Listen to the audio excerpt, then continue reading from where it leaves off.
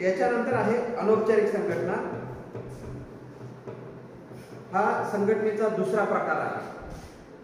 अनौपचारिक संघटना त्याला इनफॉर्मल संघटना असं म्हणतो आपण. औपचारिक संघटनेच्या अगदी विरुद्ध बाजू अनौपचारिक संघटनेची असते. प्रशासनाची रचना ही संघटनेची रचना ही अशा प्रकारे असते. अनौपचारिक संघटना अनौपचारिक संघटना ही मानवी दृष्टिकोनातून निर्माण झालेली आहे. संघटनेचा हा दृष्टिकोन आधुनिक दृष्टिकोन असून या सिद्धांताचा जनक एल्टर मेयो यांनी अनौपचारिक संघटनेवर जास्तीत जास्त भर दिलेला आहे. तुम्हाला ऑब्जेक्टिव्ह नाही परीक्षेमध्ये. ऑब्जेक्टिव्ह कुठं आहे? तुम्ही आपला सिलेबस संपल्याच्या नंतर 20 मार्काचे ऑब्जेक्टिव्हची एक लिस्ट घ्यायची आपल्याला सांगितलेलं आहे. पण परीक्षेच्या पेपरमध्ये ऑब्जेक्टिव्ह नाही दिला.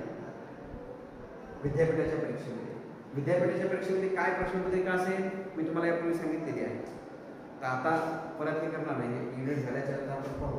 परंतु ज्यावेळेस तुम्हाला आपण युनिट टेस्ट घेऊ त्यावेळेस तुम्हाला असा प्रश्न विचारला जाऊ शकतो की अनौपचारिक संघटनेचा जनक किंवा मानवी संबंध सिद्धांताचा जनक कोणाकडे काय जातं? एल्टर मेयो हा अनौपचारिक सिद्धांताचा जनक आहे. मानवी संबंधाचा सिद्धांताचा जनक आहे. मेयोच्या मध्ये काय आहे? जेव्हा संघटनेत अनेक व्यक्ती एकत्र येऊन दीर्घकाळपर्यंत कार्य करीत असतात तेव्हा त्यांच्यामध्ये भावनात्मक तसेच वैयक्तिक स्वरूपाचे संबंध निर्माण होतात जे औपचारिक किंवा यांत्रिकी दृष्टिकोनापेक्षा भिन्न असतात. अनौपचारिक संघटना ही मानवतावादी दृष्टिकोनातून व्यक्तीच्या प्रेरणा त्याचबरोबर व्यक्तीच्या आपापसातील असलेले संबंध यांना संघटनेमध्ये काय होतं? अनौपचारिक दृष्टिकोनातून पाहिलं जावं असं मेयो सांगतो. व्यक्तीचे हितसंबंध असतील, व्यक्तीचं वर्तन असतील, व्यक्तीच्या भावभावना असतील, याला सुद्धा संघटनेमध्ये महत्त्व दिलं जावं असं एल्टर मेयो सांगतो. प्रशासकीय संघटनेत कार्य करणाऱ्या व्यक्तीची आर्थिक, सामाजिक, कौटुंबिक या सुद्धा परिस्थितीचा विचार करणं आवश्यक आहे असं एल्टर मेयो सांगतो. अनौपचारिक संघटना म्हणजे काय त्याचा अर्थ सांगत असताना एल डी व्हाईट असं सांगतो. व्याख्या पहा अनौपचारिक संघटनेच्या. एल डी व्हाईट सांगतो अनौपचारिक संघटना म्हणजे असे कार्यात्मक संबंध की जे दीर्घकाळ एकत्रितरित्या काम करणाऱ्या व्यक्तीच्या परस्पर संबंधातून निर्माण तसेच विकसित होत असतात. अनौपचारिक संघटना म्हणजे व्यक्तीच्या क्रियात्मक संबंधाची प्रतिकृती होते. अनौपचारिक संघटना कधी बनते? ज्यावेळेस व्यक्तीचे हित संबंध आपापसात जुळलेले असतात. आता शेतकऱ्याची संघटना ही एक अनौपचारिक संघटनेचं उदाहरण आहे. शेतकऱ्याची संघटना शेतकऱ्यांच्या जिव्हाळ्याचा प्रश्न काय आहे? आपले शेती संबंधीचे प्रश्न सोडवणे. महिलांच्या संघटना समाजामध्ये अशा काही संघटना आहेत की ज्या महिलांच्या संघटना रजिस्टर्ड नाहीत, नोंदणीकृत नाहीत किंवा कायद्यानुसार मांडलेल्या नाहीत. त्या कशासाठी एकत्रित आलेल्या असतात? आपले हित संबंध जपण्यासाठी, आपला उद्देश साध्य करण्यासाठी आहे ना. म्हणून त्यांची निर्मिती कायद्याद्वारे होत नाही. त्या कुठंतरी एकत्रित आलेल्या असतात. आपल्यावर झालेला अन्याय अत्याचार दूर करण्यासाठी त्या संघटना बनवतात. शेतकरी सुद्धा तशाच पद्धतीने संघटना बनवतात. विद्यार्थी सुद्धा त्याच प्रकारे संघटना बनवतात. या संघटना अनौपचारिक संघटनेचा प्रकार आहे. त्यांची निर्मिती कायद्याद्वारे होत नाही. केवळ आपले हित संबंध जपणे आणि ते हित संबंध त्या माध्यमातून समस्या सोडवणे या दृष्टिकोनातून अनौपचारिक संघटना बनवली असते. त्यानंतर दुसरी व्याख्या सांगितलेली हर्बर्ट सायमन यांनी. अनौपचारिक संघटना म्हणजे व्यक्तीमधील असे संबंध की जे त्यांच्या व्यक्तिगत निर्णयाला प्रभावित करत असतात. व्यक्तीमधील असे संबंध. बऱ्याच वेळी काय होतं? प्रशासनातील काही व्यक्ती सुद्धा अनौपचारिक दृष्टिकोनातून भेटत असतात. 10-20 वर्षे एखाद्या प्रशासकीय संघटनेमध्ये काम करत असताना समजा जिल्हाधिकारी कार्यालयामध्ये 5-6 कर्मचारी आहेत. मग असे कर्मचारी काही करतात? एखाद्याच्या घरी सण उत्सव असेल, एखाद्याच्या घरी महालक्ष्मीचा कार्यक्रम असेल, एखाद्याच्या घरी वाढदिवसाचा कार्यक्रम असेल, तो काय करतो? त्याला आमंत्रित करतो. एखाद्याच्या घरी वास्तुशांतीचा कार्यक्रम आहे, एखाद्याच्या घरी मुलीचं लग्न आहे. अशा वेळी आपापसातील हित संबंध जपण्याच्या दृष्टिकोनातून एकमेकाच्या कार्यामध्ये, समारंभामध्ये सहभागी करून घेतात आणि हे सहभागी करून घेणं म्हणजे अनौपचारिक आहे. हे औपचारिक आहे का?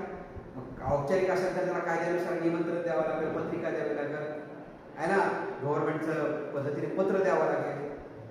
परंतु अशा पद्धतीने संघटनेमध्ये अनौपचारिक संबंध सुद्धा जपण्याचा प्रयत्न केला जातो. अनौपचारिक संबंध हे स्वतःचे हित संबंध जपण्याच्या दृष्टिकोनातून. त्यानंतर आहे मार्क्स नावाचं विचारण. अनौपचारिक संघटना ही स्वाभाविकता विकसित होत असून जिचा औपचारिक संघटनेशी संबंध असतो आणि कधी कधी तर ती औपचारिक संघटनेचे तत्व सुद्धा स्वीकारते किंवा तिचे स्थान घेते.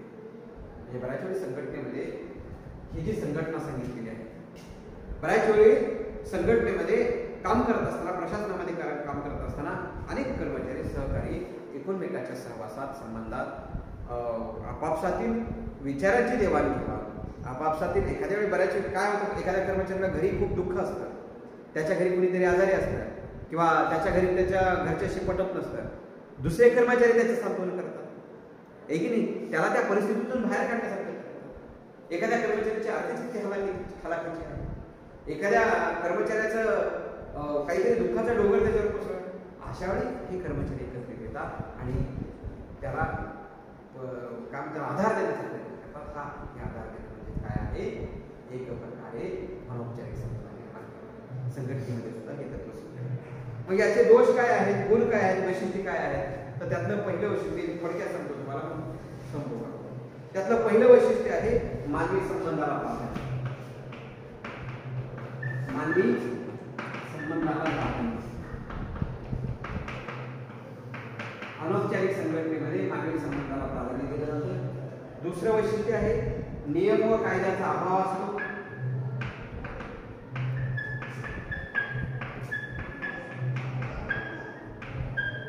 तिसरं वैशिष्ट्य आहे म्हणजे हे नियमाला महत्व दिलं जात नाही, मानवी संबंधाला महत्व दिलं जातं. महिला एखाद्या खेडेगावामध्ये एकत्रित येतात आणि त्यांची संघटना वाढवतात, है ना.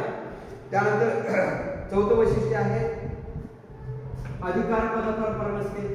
अनौपचारिक संघटनेमध्ये सर्वात महत्वाचं वैशिष्ट्य आहे बघा, अधिकार पदपरंपरा नसते. म्हणजे याच्यात वरिष्ठ कोण आहे आणि कनिष्ठ कोण आहे अशा प्रकारची रचना अनौपचारिक संघटनेमध्ये सर्वजण मिळून काम करतात. तुम्ही गावातील महिलांचं पाहिलं, महिला मंडळ एकत्रित फिरतात, एकत्रित बसतात.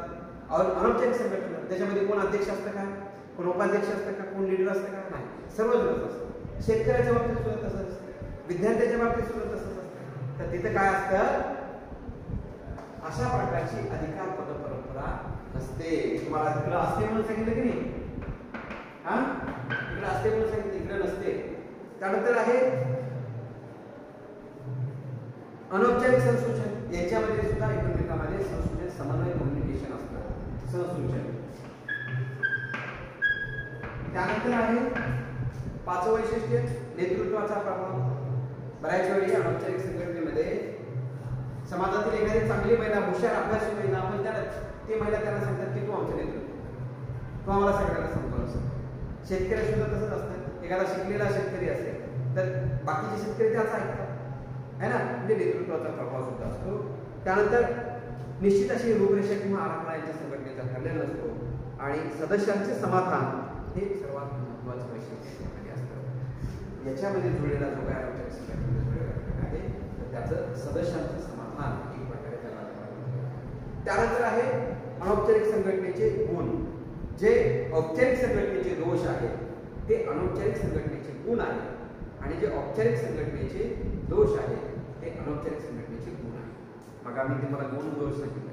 औपचारिक संघटनेचे गुण हे अनौपचारिक संघटनेचे दोष आहे आणि औपचारिक संघटनेचे दोष हे अनौपचारिक संघटनेचे गुण आहेत. इकडचं तिकडं थोडं फक्त त्याला आहे नाही आहे असा प्रकार होतो. त्यातलं पहिलं सांगतो मी तुम्हाला गुण. अनौपचारिक संघटनेद्वारे प्रत्येक सदस्याच्या सामाजिक गरजांची पूर्तता होते. दुसरं आहे एकात्मतेची भावना निर्माण होते. तिसरं आहे प्रभावी समन्वय प्रस्थापित होतो. कुशल व्यवस्थापनाची निर्मिती होते आणि मानसिक दृष्टिकोनातून एकमेकाला आधार देण्याचा प्रयत्न अनौपचारिक संघटनेतून केला जातो आणि सहसंबंध, एकमेकातील सहसंबंध चांगल्या पद्धतीने निर्माण केले जातात. मानवी हित संबंध जपण्याचं काम अनौपचारिक संघटना. दोष काय आहे त्याची? पहिला दोष आहे कायदा व नियमांच्या अभावी सुसंघटित व्यवस्था निर्माण होऊ शकते. कुठलीही संघटना निर्माण करण्यासाठी कायदा आणि नियम लागतोच. त्याद्वारे ती संघटना निर्माण केली जाते.